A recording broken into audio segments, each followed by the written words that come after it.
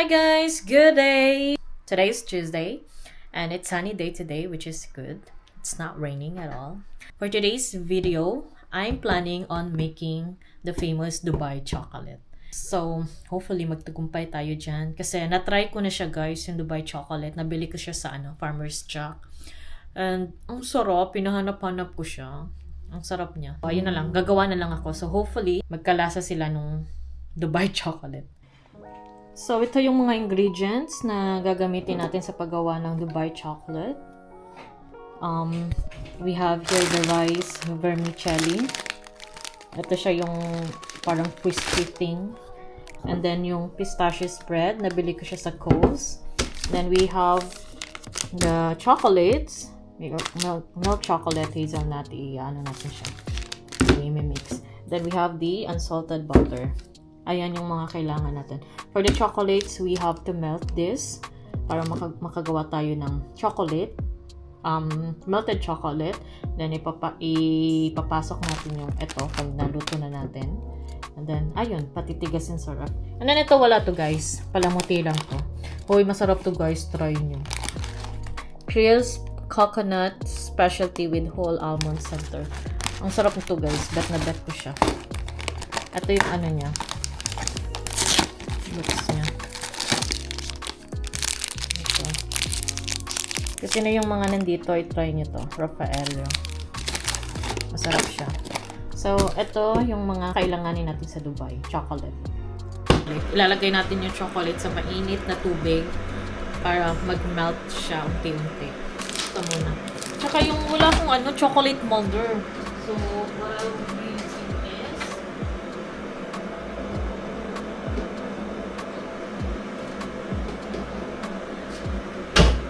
is one. Ito na lang yung gagamitin ko. Kasi yung nakita ko kasi sa videos na yung mga lang din, mga containers, Tupperware lang din ginamit nila. So, since wala ko yung parang chocolate molder, so ito muna gagamitin ko guys. So, init.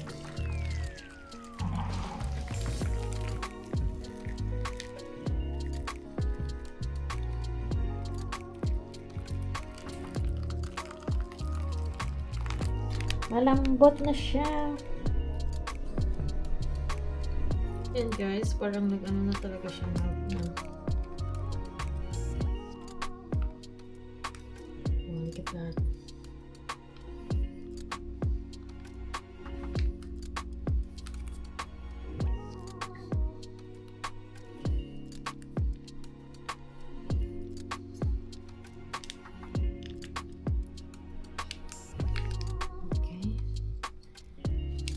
Siya ngayon guys. Then hindi ko alam kung kapal ba o madami bang chocolate o ano ba. Maganda siguro manipis lang tapos marami yung spread na pistachio.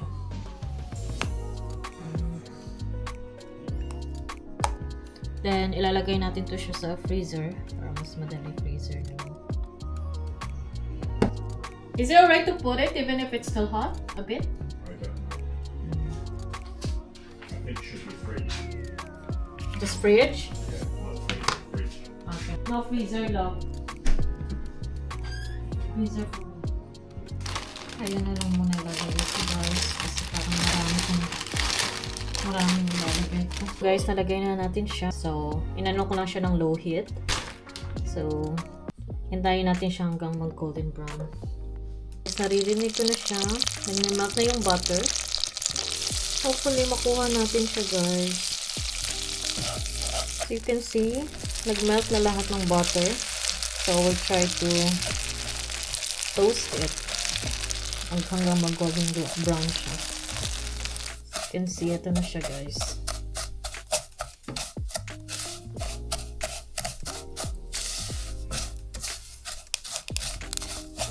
Nalipat ko na siya sa bowl, guys. So, ilalagay ko na itong imimix ko na ang pistachio spread.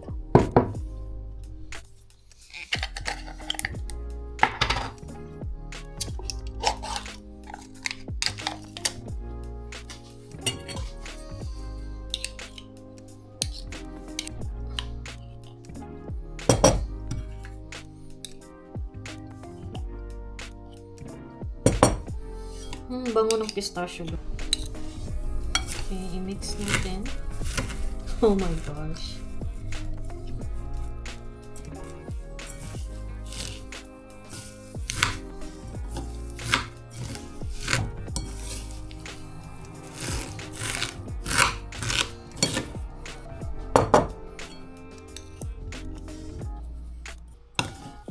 Syrup.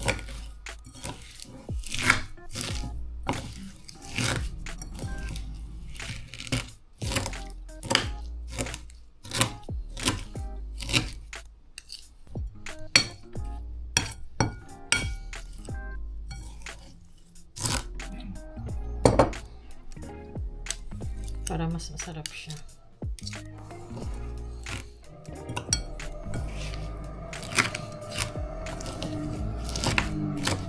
Ito yung filling natin sa chocolate natin.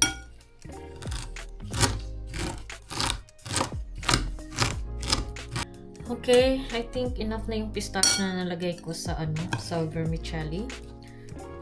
So, taste test tayo ngayon. Oh my gosh, chocolate!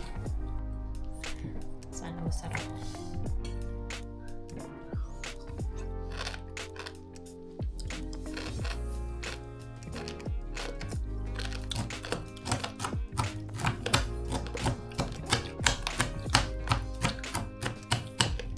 Sarap guys.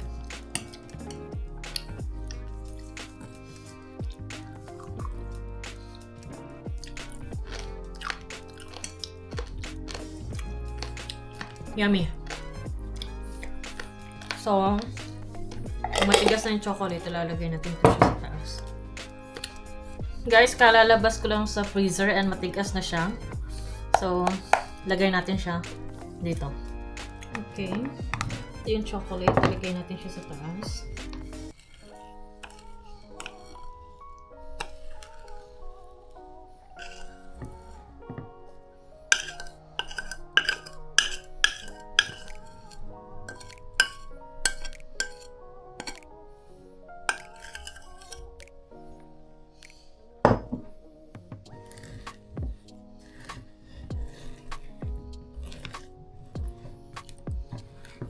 Makapal siya guys, yung filling.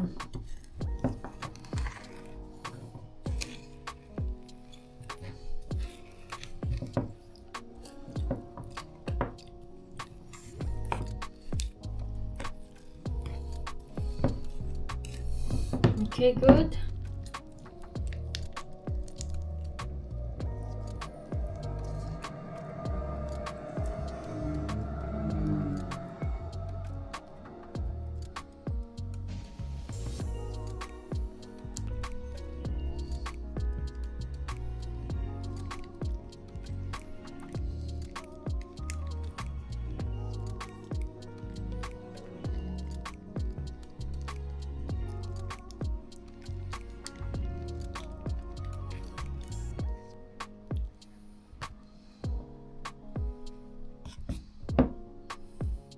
Parang naparami ko yata yung chocolate sa taas.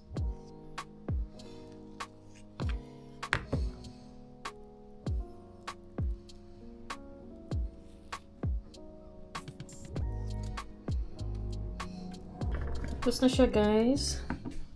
Napatungan ko na siya. Oh my gosh, good luck na lang talaga.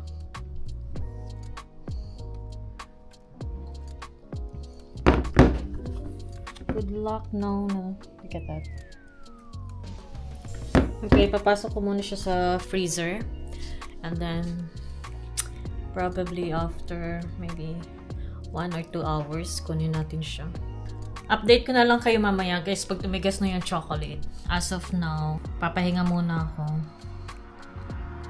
And, ayun, excited na akong masubukan yung Nonna's chocolate. Nonna's Dubai chocolate. Update sa ating Dubai/Nonna's chocolate. Nalabas ko na siya sa freezer. This is what it looks like. Ano na siya? Matigas na naman siya. So, kailangan ko siyang maalis sa container. So, natanggal ko siya sa container, guys. So, ito na siya ngayon. OMG. So, ito na siya, guys. May Dubai / Nanas chocolate. Try natin kung makakrack ba natin siya. Kasi parang galing pa to sa freezer, matigas. Tigas ah.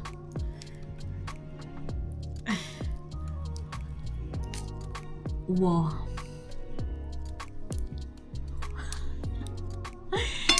Look at that. OMG. Ang laki niya, guys.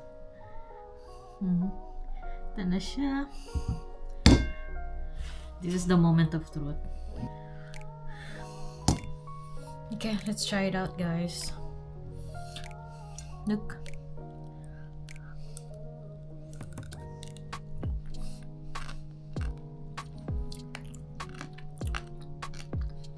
Sarap niya, guys.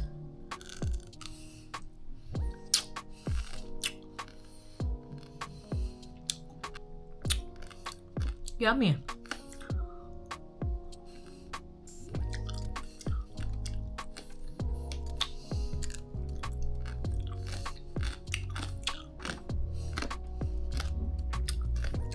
Ang laki, guys.